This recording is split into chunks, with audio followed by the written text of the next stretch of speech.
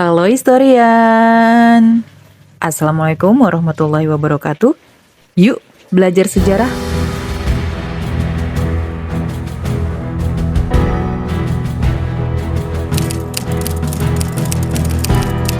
Historian tahu nggak sungai terpanjang di Sumatera terletak di mana? Sungai terpanjang di Sumatera terletak di Provinsi Jambi, bernama Sungai Batanghari. Jambi adalah salah satu provinsi di Pulau Sumatera yang memiliki luas wilayah 53.435,72 km persegi. Terdiri atas 11 kota dan kabupaten, termasuk ibu kota provinsi yaitu Kota Jambi. Namun di balik kemajuan saat ini, Kota Jambi ternyata memiliki catatan sejarah yang panjang. Jambi menjadi saksi bagaimana peradaban Melayu, pengaruh Hindu-Buddha, Islamisasi, kolonialisme Belanda, hingga perjuangan kemerdekaan. Pada video kali ini, saya akan mengajak historian untuk menyelami asal-usul nama kota Jambi, jejak kerajaan tempo dulu, evolusi sosial ekonomi, hingga masa modern. Mau tahu lebih lanjut? Yuk tonton video ini sampai selesai. Tapi sebelum itu, buat yang belum subscribe, jangan lupa subscribe, nyalakan lonceng notifikasinya, dan share video ini ke teman-teman kalian.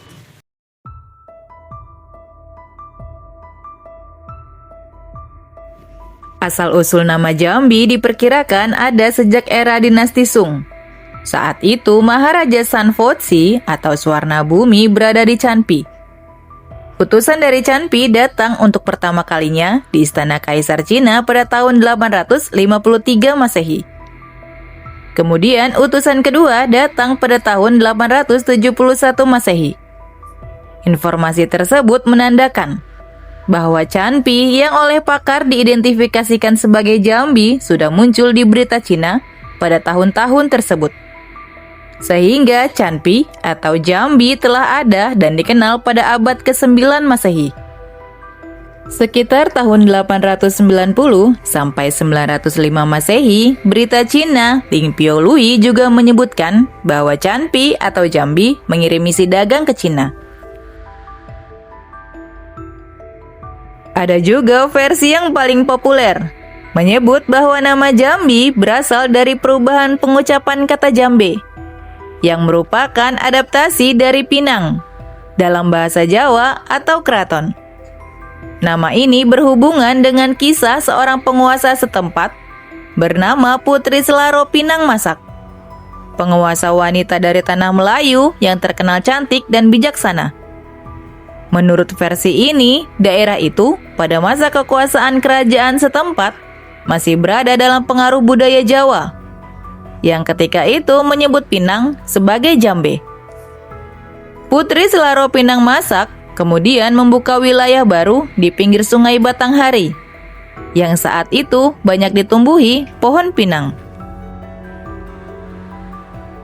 Bukan cuma asal-usul namanya, logo kota Jambi juga memiliki kisah tersendiri. Dalam logo itu terdapat gambar sepasang angsa, gong, dan senapan. Tahukah historian sejarah ketiga gambar tersebut?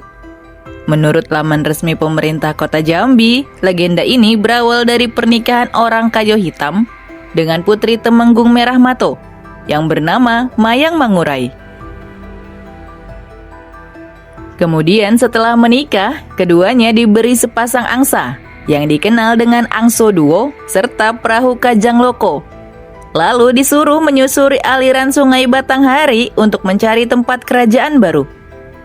Temenggung Merah Mato berpesan, tempat yang dipilih yaitu tempat di mana sepasang angsa naik ke tebing dan bermalam di tempat tersebut selama 2 malam. Setelah beberapa hari menghiliri Sungai Batanghari, kedua angsa naik ke darat di sebelah hilir. Saat itu bernama Kampung Jam. Ketika angsa itu berhenti di tempat itu, dia berkata, "Inilah tanah pilih, tempat kita mendirikan negeri." Dan sesuai dengan amanah mertuanya, maka orang kayu hitam dan istrinya, Putri Mayang Mangurai, beserta pengikutnya, mulailah membangun kerajaan baru, yang kemudian disebut Tanah Pilih dan dijadikan sebagai pusat pemerintahan kerajaannya, yang saat ini menjadi kota Jambi. Dari situlah, legenda Tanah Pilih Pusako Betua menjadi simbol lahirnya kota Jambi. Kemudian ketika orang kayu hitam menebas untuk menerangi tempat tersebut, ditemukannya sebuah gong dan senapan, atau lelo yang diberi nama Sitimang dan Sitjimat. Kedua benda tersebut kemudian menjadi benda pusaka Kerajaan Jambi, yang sekarang disimpan di Museum Negeri Jambi. Sementara, keris dinamai Kerisi Ginjai, merupakan lambang kebesaran dan kepahlawanan Raja dan Sultan Jambi. Barang siapa yang memiliki keris, dialah yang menjadi penguasa di wilayah Jambi.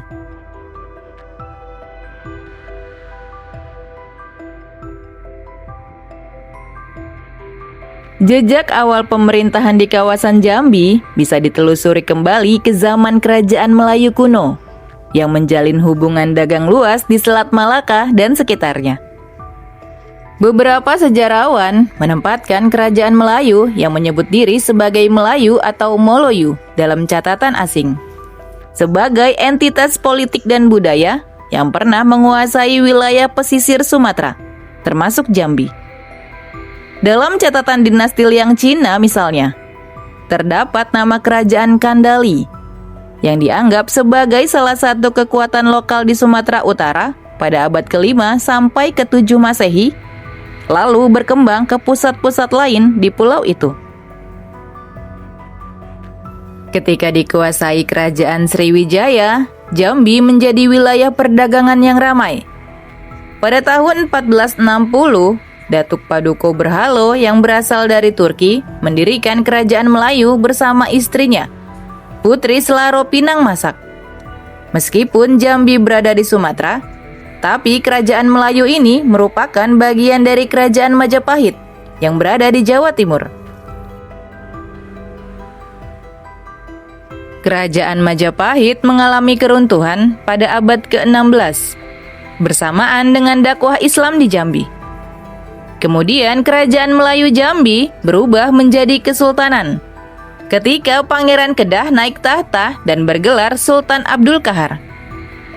Pada masa kepemimpinan Sultan Abdul Qahar, Jambi melakukan perdagangan lada dengan bangsa Eropa, yaitu Portugis, Inggris, dan Belanda. Jambi kemudian mengalami kemajuan.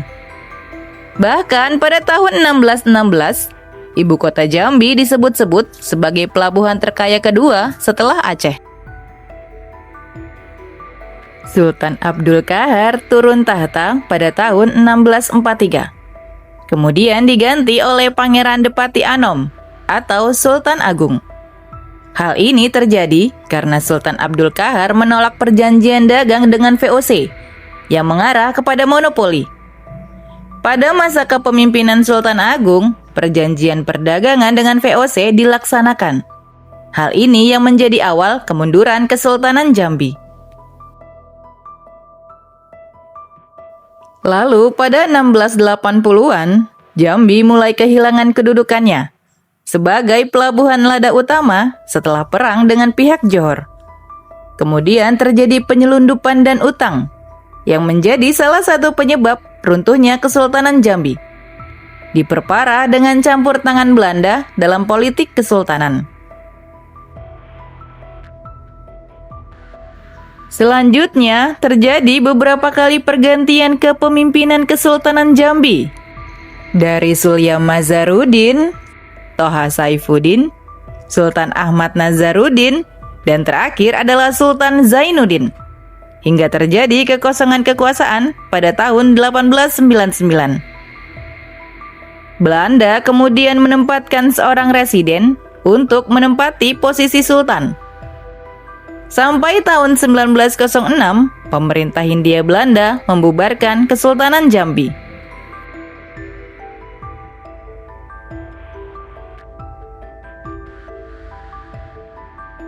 Setelah Kesultanan Jambi runtuh, Belanda menempatkan wilayah Jambi sebagai bagian wilayah kekuasaan, menjadi Onder Afdeling Jambi.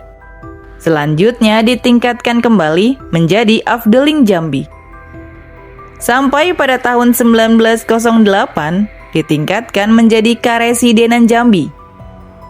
Dengan residennya yaitu O.L. Helfrich yang berkedudukan di Jambi sampai proklamasi kemerdekaan tahun 1945.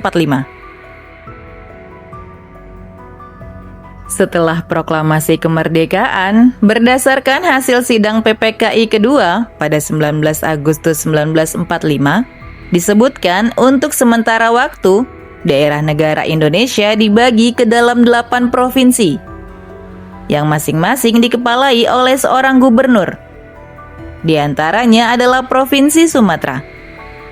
Provinsi Sumatera ini kemudian pada tahun 1946 dibagi lagi ke dalam 3 subprovinsi, yaitu Subprovinsi Sumatera Utara, Subprovinsi Sumatera Tengah, dan Subprovinsi Sumatera Selatan. Karesidenan Jambi dengan hasil voting dimasukkan ke dalam wilayah Subprovinsi Sumatera Tengah.